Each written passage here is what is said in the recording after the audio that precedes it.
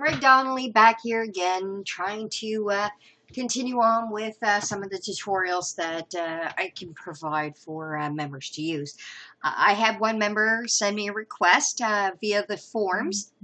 Wanted to know how to do shading when she's doing some colorings or revamping her images and stuff like that.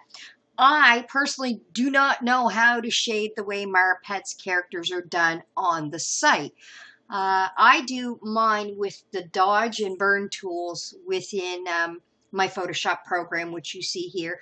I have the original marapets character right here outline or open, okay, and right here I have a drawing, a revamp I did myself of the same character. I have this notion to redo all my favorite little characters within the site. Now, I'm going to color this in real basic. What you're going to do to try and find the colors that you need is use your eyedrop tool and just click on the color. Oh, what's going on here? All right, so let's open up a new picture here for this gift image. All right, we are going to chop this down. Crop. And I'm using the marquee tool to pick up this image so I can move it.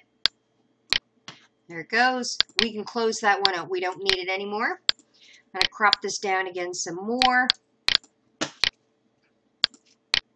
Now I can make it fit on the screen.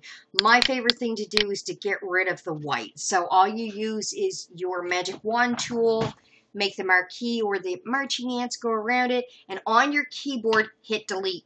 All the white will go away, and then you can deselect all of this, and it's just the picture itself you're focused on, and you do not have to worry about the colors, okay?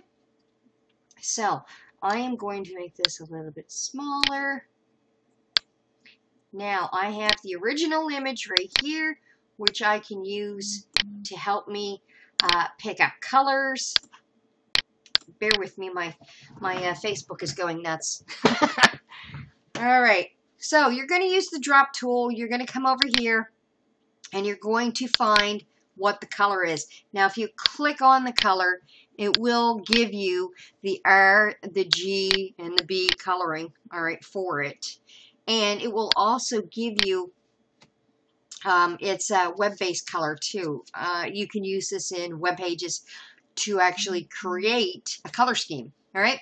So this is what this is using, all right? I am going to drop this color in where it's supposed to be. Whoa, that wasn't supposed to happen. Anyways, let's merge down our layers. I want to drop colors where they're supposed to be. It looks like we're going to have a few problems here, so bear with me a moment. I'm going to fix what I need to fix. All right, brush mode.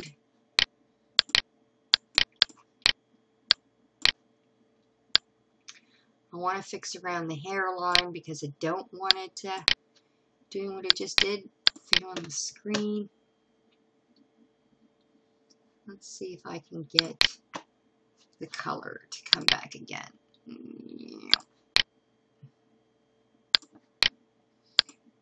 Full color and drop. There you go. Look at that. That worked really well. Now, we're going to do this.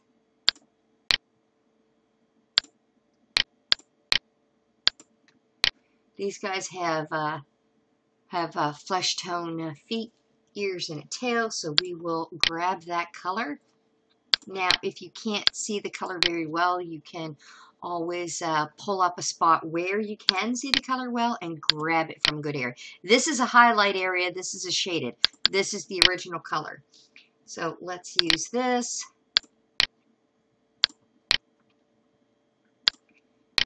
Now, the tail's going to be a little bit trickier, but that's all right.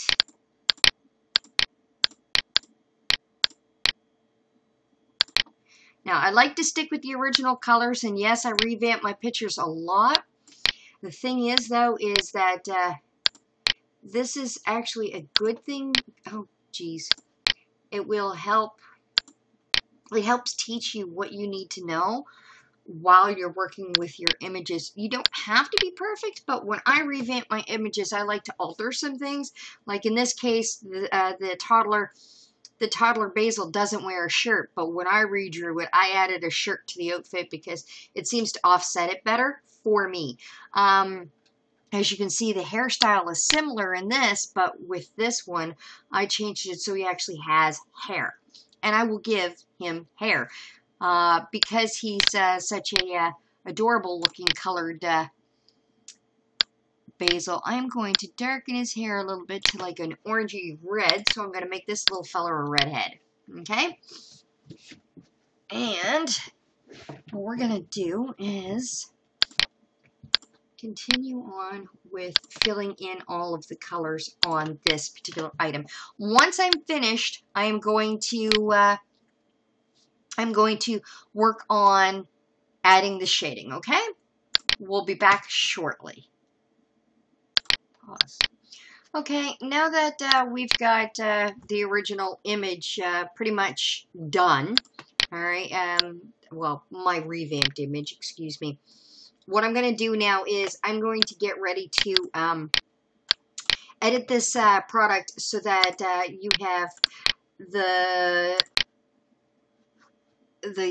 editing for shading, okay? I'm going to add some detail to the eyes, and then we're going to go from that. So the first thing I'm going to point out is that you can see the type of shading that they have on this picture here, okay?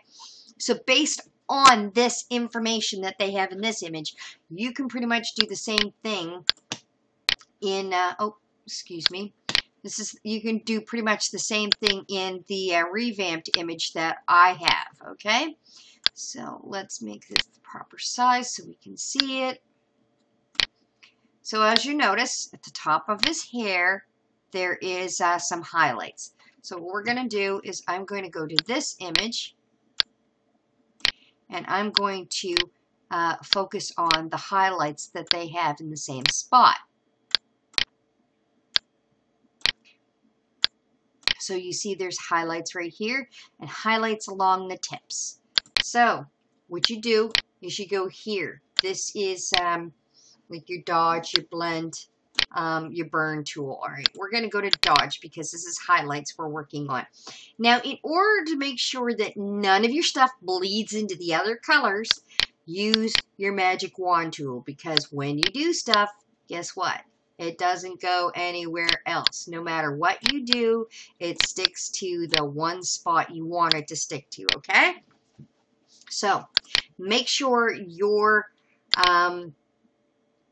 cursor is the proper, or your brush size is the proper size, okay? Go to the image, you have your marching ant tool, take your burn tool and do pretty much exactly what is already there. Try not to overlap, like don't go like this and then go like this and then go like this, because you won't get a consistent, see where this is all one color and this looks like there's three, you won't get a consistent tone, all right? If you want to make it so that it's darker, go up here to your exposure and make it go higher, okay? Personally, I like mine around 80. I think I need to make my brush a little bit bigger, so I'm going to try this again.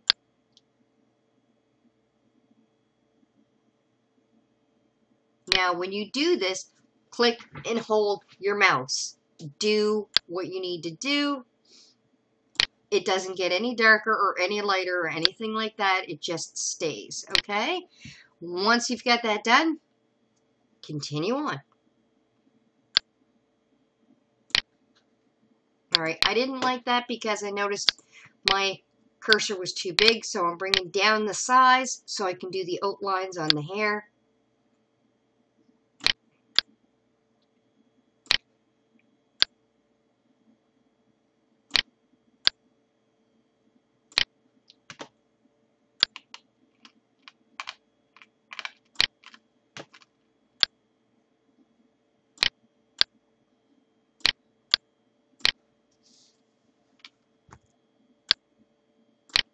All right, so you see that part's done. Now you can add another layer to it if you want. I like to.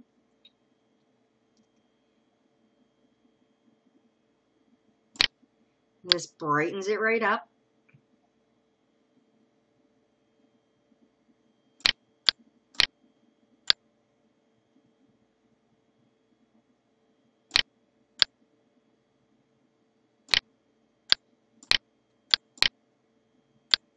Remember, when you're doing these highlights, click down on your mouse, hold it, and then do what you need to do. When you're finished, let go of the mouse. All right, so this part is pretty much done. All right, we have our highlights. Now, the hair should and can have low lights, or in our case, what we like to call